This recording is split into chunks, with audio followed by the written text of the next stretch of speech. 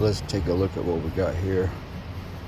Customer brought this truck in needing some work done. Got this weld we're gonna have to take care of. If I cut it all off, move along down. Got an old muffler. Here you can see not much clearance over the axle.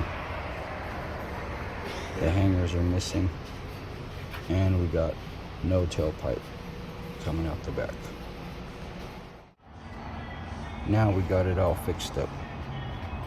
Brand new muffler hooked up under here.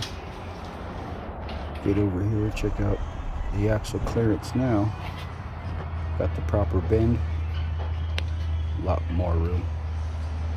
New tailpipe and a chrome tip to go with it all. Nice and shiny.